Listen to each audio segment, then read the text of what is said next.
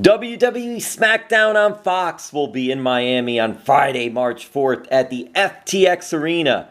And the guru of agility and balance, who knows Miami and the FTX Arena well, as the staple of South Florida for WWE when it was the American Airlines Arena. He will be there, a multi-time champion singles and tag. He is now royalty.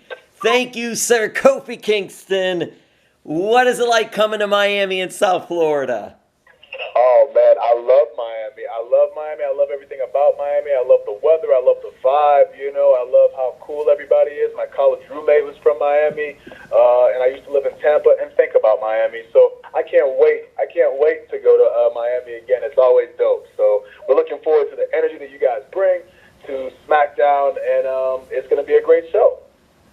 And Kofi, it was just recently an incredible Royal Rumble, and you tried an amazing move in that one. You're always coming up with something new. What was it like for you at the Rumble and trying that? Did you practice it? How did practice go if you did? And was the goal to try to land on one foot or to use your body? Because it looked like something that was going to hurt big time. Yeah, well, to that point, man, so you asked how the Rumble was for me. It was quick. I think it was about 12 seconds, you know what I'm saying? But I don't get paid by the hour. My pay stays the same, so it's all good. But, it's one of those things where, like, I feel like we always go out there and we try to top ourselves. So whether we're talking about, like, our tag team matches with the Usos or, singles matches that we've had, myself and Dolph Ziggler, we've had a lot of classics. The goal has always been to go out and top yourself. So obviously when the Royal Rumble comes around, it has become synonymous with something that I'm going to do in the match. So, what happened was not supposed to happen, but I was trying to kind of land on the barricade, and it was something like I had walked through it a few times, but it was always going to hurt. It was going to hurt no matter what, so I couldn't really practice it like full out.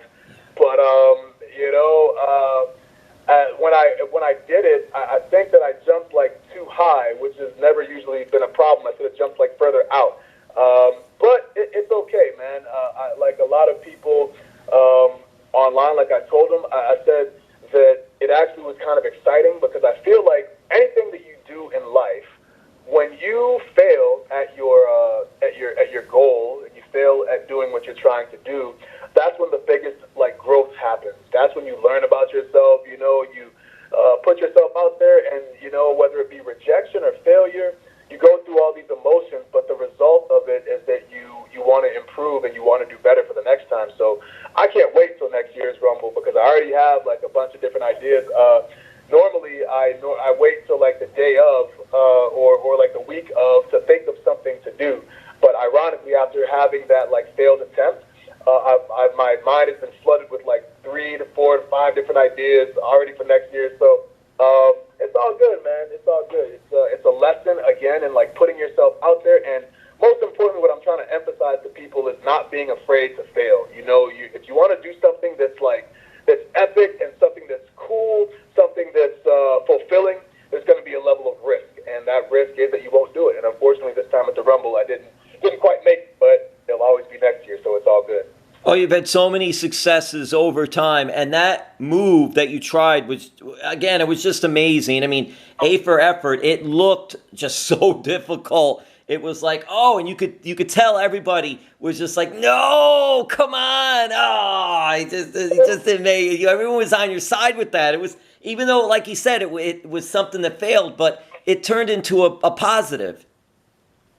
Yeah, for sure, man. I think that's really been the attitude that I've taken on anything in life. And we talk about the power of positivity with myself, Woods, and E. And it's not just a trait that we play as characters. It's what we actually believe in real life and how we view our lives and the things that we try to achieve. We always do so with a positive state of mind because it helps in more ways than you can ever imagine. When you go out there with a negative attitude and you start doubting yourself, that's when the just negativity and failure and missteps start to kind of settle in. So positive state of mind with regards to anything that you're trying to accomplish.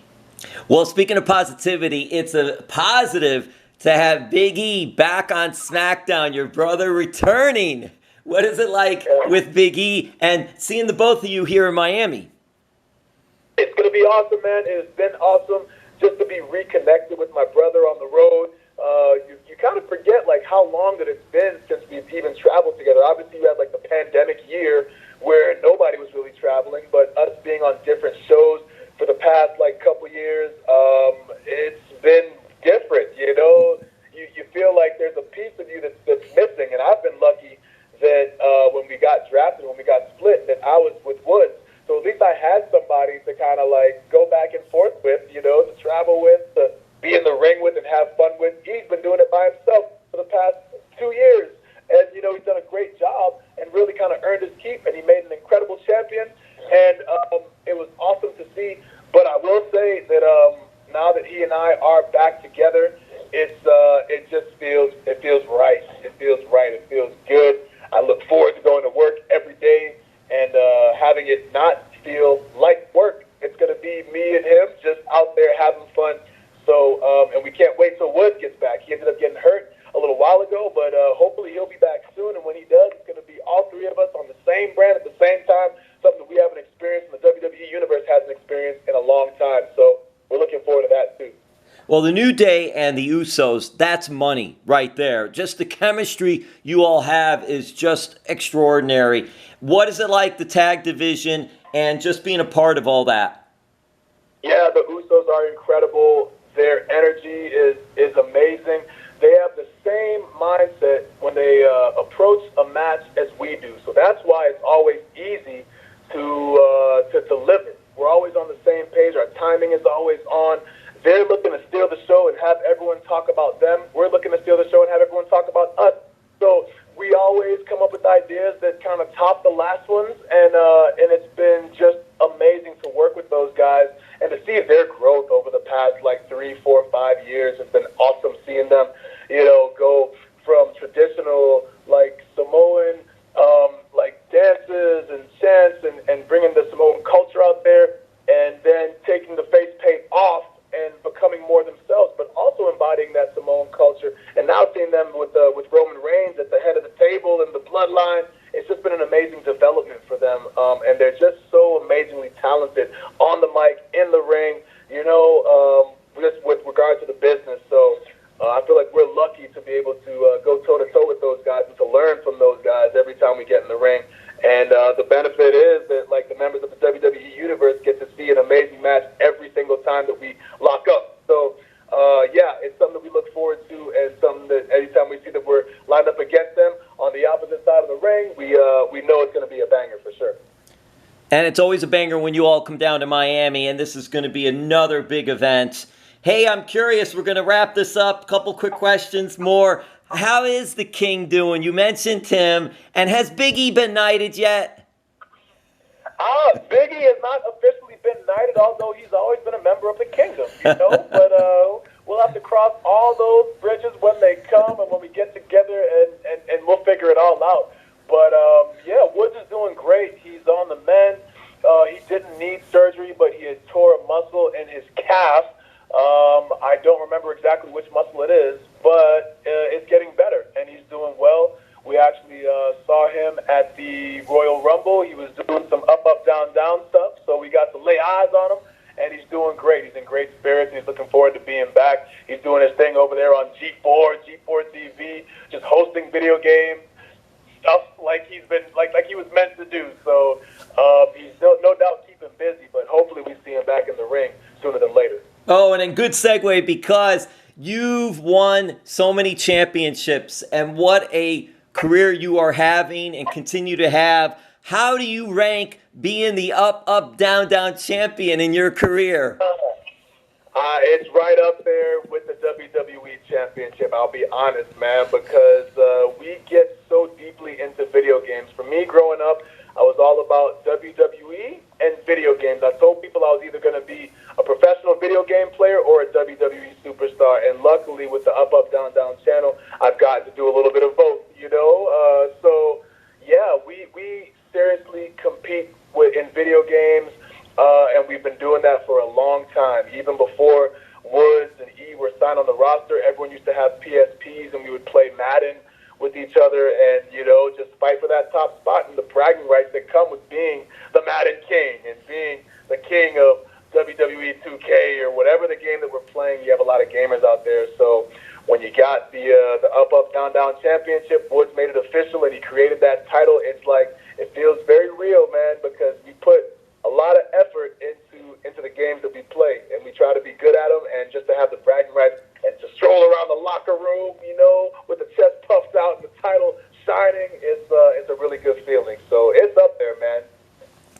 Well, Kofi, thank you so much. WWE SmackDown on Fox Live will be in Miami on Friday, March 4th at the FTX Arena. You go see him. You're going to have a lot of fun. The whole roster, it's incredible. Hey, last as we let you out of here, because I know you got to go. Hey, I'm always curious to ask this question, Kofi, as we wrap up. Who made all the pancakes? Who made all the pancakes? We had a personal chef, Mr. Bootyworth. Yes, he had a very special recipe in his pancakes, but Mr. Bootyworth is not with the company anymore, so we can't just have random people be making our pancakes. That's why the pancakes have stopped. We would be shortchanged. We can't just throw, just regular old pancakes out there. It has to be the special pancakes. It has to come from the connoisseur himself, Mr. Bootyworth. He would inspect every single pancake, cake by cake, and now that he's not here, we just can't put out a subpar product to the people. So we got to get negotiations with him and get him back into cooking some stuff for the WWE universe. So, but yeah, it was good. It was a good time throwing those pancakes out to the people and having them clamor for the good. It was all good. All right. Thank you so much. Yes, sir. Thank you for having me on, man. I appreciate it.